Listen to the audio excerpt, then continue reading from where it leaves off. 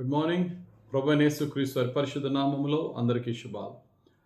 ఈరోజు మన అనుదిన ఆత్మీయాహారంగా లూకా సువార్త 4వ అధ్యాయము 25, 26, 27 వచనాలు ధ్యానించుకుందాం.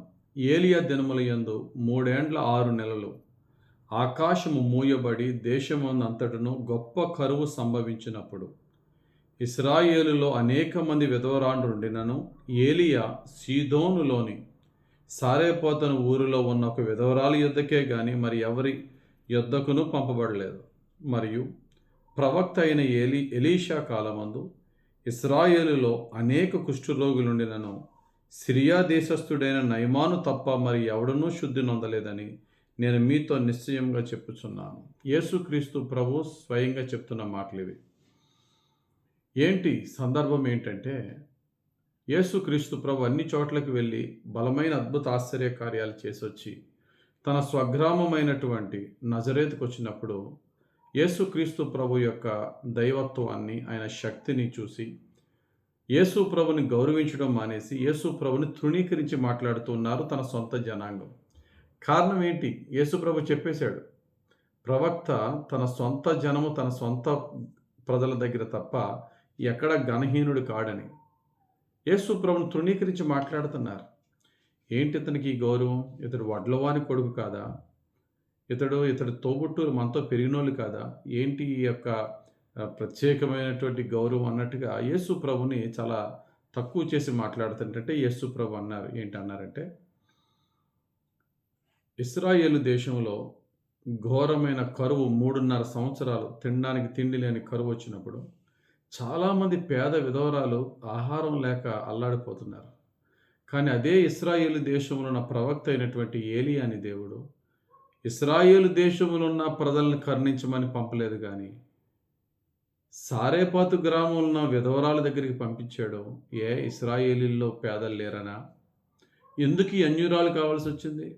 ఈ సారేపాతు గ్రామము అంటే ఆ సీదోను ప్రాంతం, ఇంచుమించు ఆ ప్రాంతం నుంచే వచ్చింది దుర్మార్గుడైనటువంటి రాజైన ఆహావు యొక్క దుర్మార్గురాలైన భార్య యెజెబెలు.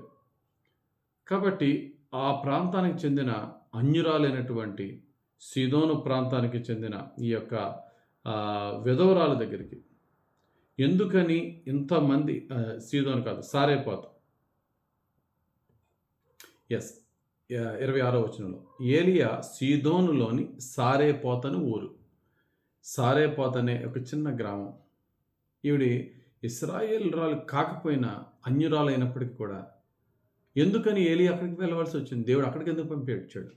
సొంత ప్రజలు ఇశ్రాయేలీలు నా ప్రజలు అనేవారు లేరా? అక్కడ ఏళ్ళకి ఆకలితో ఉన్నారు కదా, ఎందుకని ఒక ప్రశ్న వేసాడు వాళ్ళని.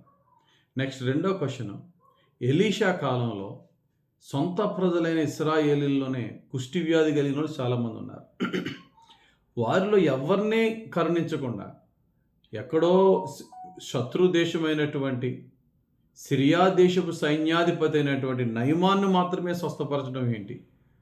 మన వాళ్ళకి ఎందుకు స్వస్థ ఇవ్వలేదు అని ఒక ప్రశ్న వేశాడు వారికి అర్థమవుతుందని.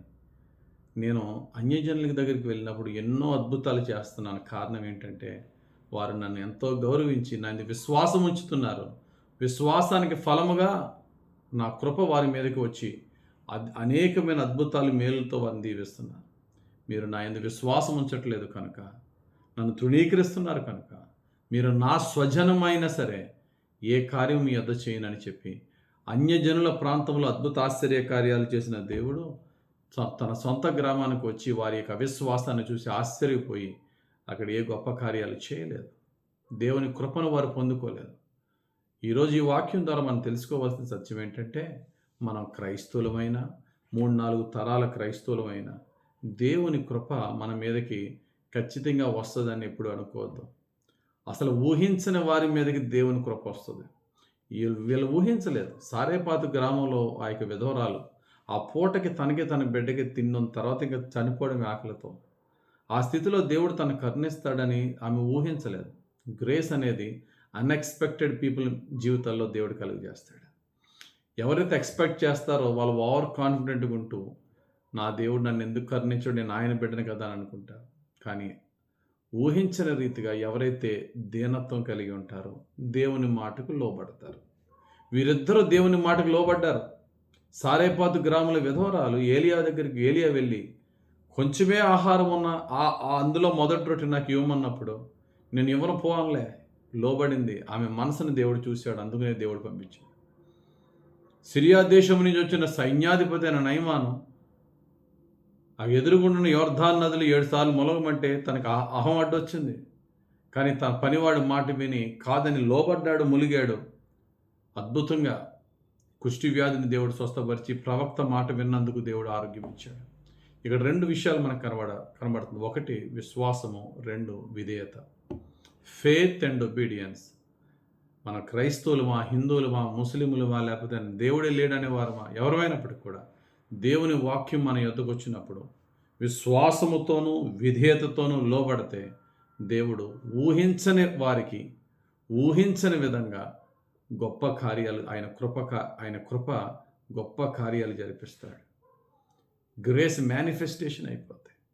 కాబట్టి ప్రియులారా, ఊహించిన వారికి ఏమీ జరగలే, ఊహించిన వారికి అద్భుతాలు జరిగినాయి. కారణం ఏంటంటే ఊహించిన వారిలో విశ్వాసము, విధేయత లేదు. విధేయతకు బదులు లెక్కలేనితనము, విశ్వాసానికి బదులు నిజముగా ప్రభు వారి మధ్యనున్న ప్రభువుని తృణీకరించి మాట్లాడడం.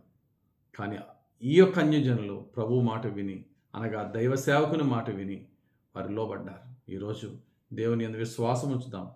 మన ఫ్యామిలీ బ్యాక్గ్రౌండ్ చూడొద్దాం. ఎన్ని తరాల క్రైస్తవులమా, మన తరమే క్రైస్తవమా, మనం అన్యజనులమా చూడొద్దాం.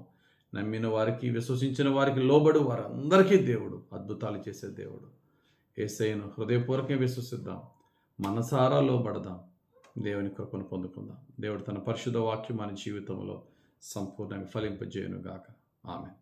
పరిశుద్ధుడా, ప్రేమ కలిగిన తండ్రి, ఊహించని విధముగా అన్యులైనటువంటి సారేపాతు గ్రామస్తురాలకి, నయమానికి ఇశ్రాయేలులు కాదని వారికి ఎలా మేలు చేసి ఉన్నారు. మేమును ఈ రోజున ప్రభువా అన్యజనులమైనను అయ్యా నీ కృపతో ఆకర్షింపబడి నీ బిడ్డలకు విశ్వాసులుగా మారాము. విశ్వాసులుగా మారి క్రైస్తవులైన తర్వాత క్రైస్తవ విశ్వాసానికి తగ్గట్టుగా మా క్రియలు కూడా మార్చుకొని నీ యందు విశ్వాసం ఉంచి సంపూర్ణంగా లోబడి నీ దయను పొందుకునే భాగ్యం మాకు దయచేయమని యేసుక్రీస్తు ప్రభు పరిశుద్ధ నామములో ప్రార్థించి నీ పాదాలకు మనం అప్పగించి వేడుకొనిచున్నాము తండ్రి. ఆమేన్. తండ్రి యొక్కయు, కుమారుని యొక్కయు, పరిశుద్ధాత్మ దేవుని అభిషేకం హెచ్చుగా మనందరిపై దిగి వచ్చి మనం రక్షించి కాపాడి దీవించునుగాక. ఆమేన్. God bless you. Have very blessed day.